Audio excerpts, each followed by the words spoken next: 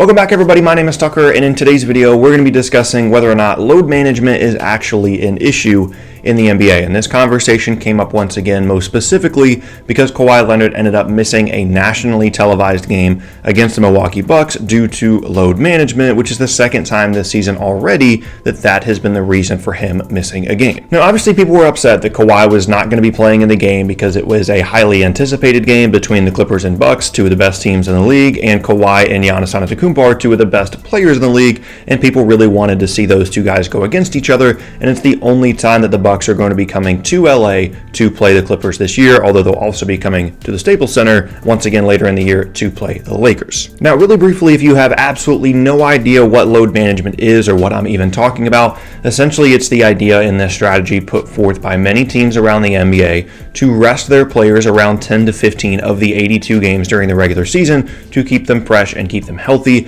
and most specifically, it is either for star players or for veteran players. And the reason for this is because the basketball season as a whole is incredibly long. You've got 82 regular season NBA games, you've got preseason games, you've got any international commitments that these guys have, and then the postseason as well. And this is especially true for the players that are playing 30 plus minutes a game, and that puts an extreme amount of strain on their bodies. And there's also just a ton of travel involved, and a lot of times during the season, NBA teams will end up playing on back-to-back nights, which is known as a back-to-back, which is what happened with Kawhi. The Bucks game was on the front end of a back-to-back, and then he played in the following game the next day. Now, on the surface, you might be wondering, what's the issue with this? I don't understand why this is a problem. Well, for one, these players are completely healthy. Like, if this was a playoff game, if this was an incredibly meaningful game, all of these guys would be playing in the game. It's just the fact that they're resting despite the fact that they're healthy. And in addition to that, this strategy lends itself to the idea that the 82 game regular season in the NBA is too long, which the NBA doesn't want people to hear, because if they did end up shortening the season,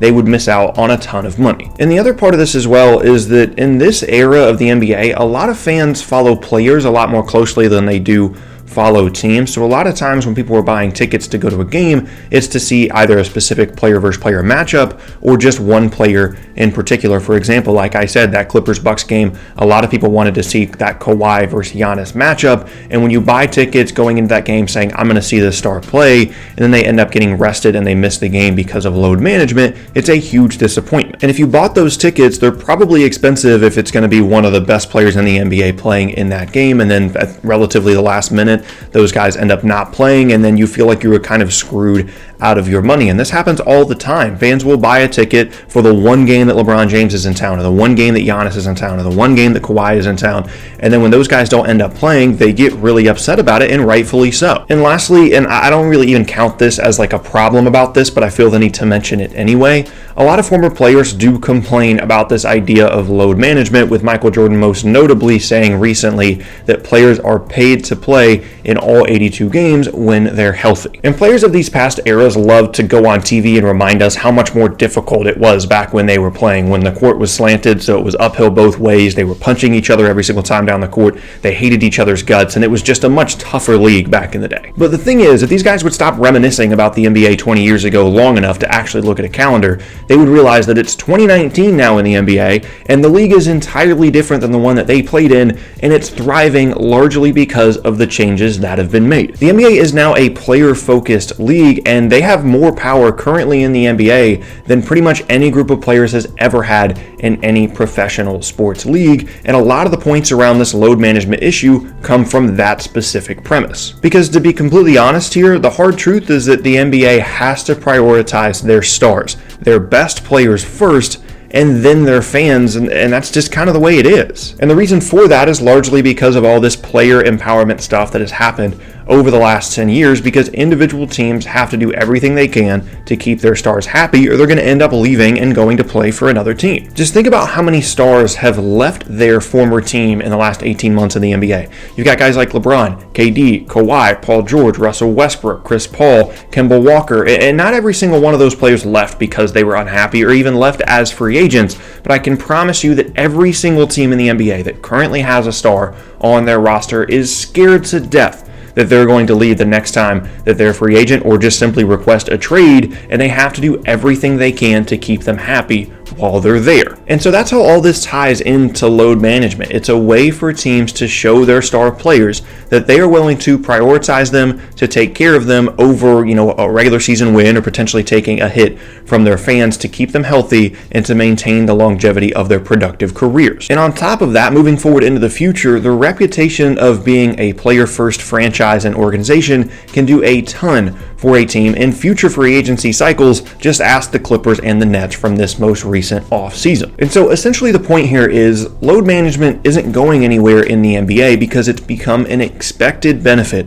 of stars by the teams that they are playing for. And if you're one of those teams that doesn't practice it and doesn't prioritize its stars and its best players in that way, you run the risk of being left behind in future free agency races, which currently just isn't something that any of these teams can really afford. Now, if you've gotten to this point of the video and you've listened to all the points that I've made and you're still sitting there saying, no, load management is awful for the NBA, it has to go away, well, I would ask, how in the world would you suggest that the NBA even attempt to regulate this issue? Because this was a practice that was put in place even before it had an official name, an official term of load management. Back in San Antonio, they were resting their players with fake or minor injuries during the regular season as a way to keep them productive longer, not only during that specific season, but also throughout their careers, and it worked to extend the productive careers of a lot of their best players and their veterans. So if the league came out with a memo tomorrow and said, no, if your players are healthy, they have to play in every single regular season game, do you think that suddenly means that Kawhi is going to be playing in 82 games a year?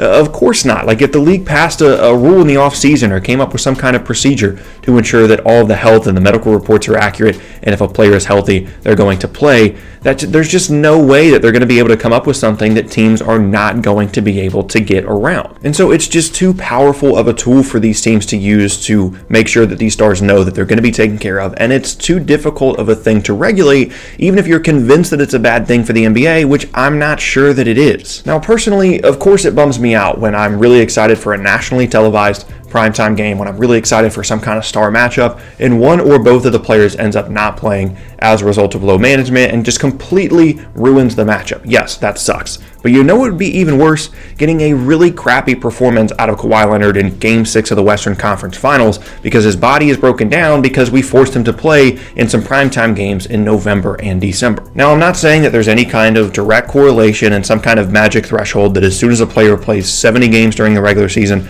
their body is 100% going to break down during the postseason. But what I am saying is that I am completely okay with prioritizing postseason performance as well as career longevity over a couple of regular season games, even if they are primetime, even if they are gigantic matchups. Now, if you're a consumer and you're like, man, I really want to buy some NBA tickets, but this load management stuff, it really scares me and I've been burned in the past, well, the best advice I can give you is just to do a little bit more research when you're buying your tickets. The first rule being never, and I mean never, buy a ticket on either end of a back-to-back if you're specifically going to that game to watch a star play, because chances are, especially once we get further into the year, one or both or however many stars are playing in the game won't be playing. And number two, try and get tickets earlier in the year when it's less likely that players are going to be resting, because the closer that we get to the postseason, it's more likely that players and stars, especially the ones in the best teams in the league, are not going to be playing because they don't really care about seeding. They'd rather their guys be healthy. And number three, don't pay some huge amount of money for a game specifically because you want to see some star play, i.e. LeBron, when you know that there's a pretty good chance that he could potentially be resting in that game. And yeah, it definitely sucks that you have to put in that much research and that much effort just to buy a ticket to an NBA game, but this problem, if you think that it is one, and personally I don't really think it's a huge deal, it's something that's here to stay, so we might as well just make adjustments. Simply don't get your hopes up for a primetime game. Understand that players are going to rest throughout the year and make some changes to the way that you buy your tickets to NBA games. And above all, remember that this hopefully means that we get better basketball at the most meaningful times of the year for a longer period of time in these players' careers, which is the best thing for everyone at the end of the day. Unless the league just wanted to shorten the regular season schedule or something, but that's just not going to happen. And there you have it. That is going to be the end of today's video, and I thank you all very much for watching. Once again, my name is Tucker. If you missed any of my previous videos, then be sure to check out the boxes on screen. Thanks again, and I'll see you all next time.